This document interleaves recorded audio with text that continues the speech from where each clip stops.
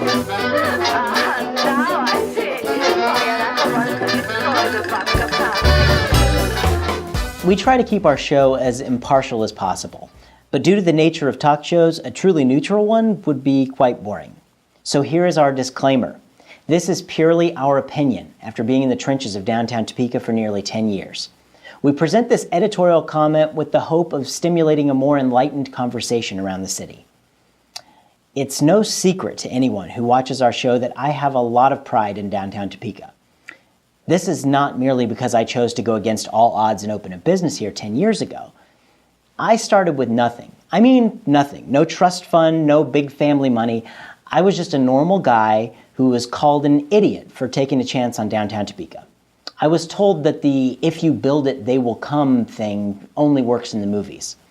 I don't like to be told no, and I never liked the word impossible. So I built a place called Field of Greens, where people have been coming for a decade now.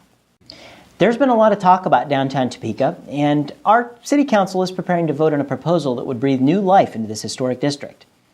In all of this talk, I have been very concerned that the right decisions are made. Many people have said that my opinion shouldn't matter because I have something to gain. That is true.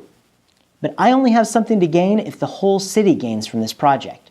Let's face it, a botched attempt will likely kill my business along with everything I and many others have worked very hard for. I sit before you this evening with a different kind of top 10 list. I'm sharing the top 10 reasons I believe we should fix downtown Topeka. Number 10, collapsing sidewalks and crumbling medians. Number 9, infrastructure, exposed electrical wiring in the planters, flooding storm sewers, and water mains from 1892. Number 8, public benches that are nearly falling apart and matching trash cans that should have been replaced years ago. Number 7, more Topekans already spend more of their time working downtown than in any other area of the city. Number 6, every city has a Wanamaker, but only 51 have Capitol buildings, and we're lucky to have the jobs that follow ours. Number 5, the ideas for this plan have had extensive public input ever since the Heartland Visioning process identified downtown as a key community concern several years ago. It is a rational and budget-conscious combination of expert planning mixed with the ideas and the goals presented by the entire community. Number 4, property taxes. According to the appraiser's office, downtown building owners on Kansas Avenue alone, from 5th Street to 10th Street, already pay $1,836,433.37 per year. For nearly 30 years, little if any of that money came back to downtown Topeka for aesthetic improvements. Although much of it seems to be spent without contest for projects on Wanamaker.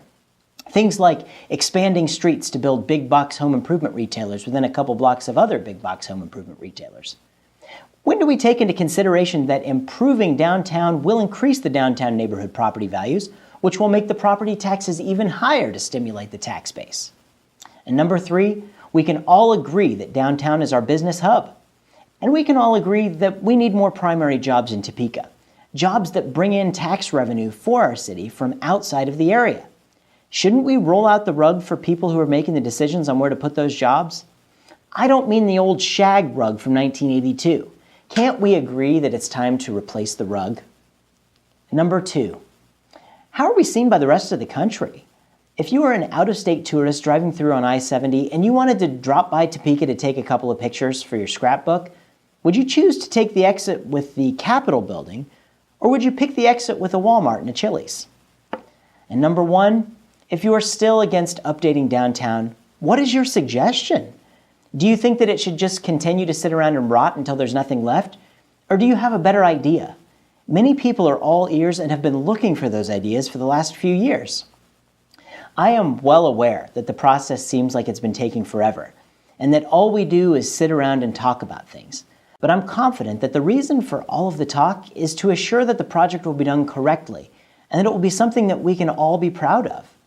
Downtown Topeka belongs to all of us, and if we don't take care of it, nobody else will. In our highly competitive world of instant gratification, we must not let our enthusiasm burn low. As we know, Rome wasn't built in a day, but they had the pride to see it through.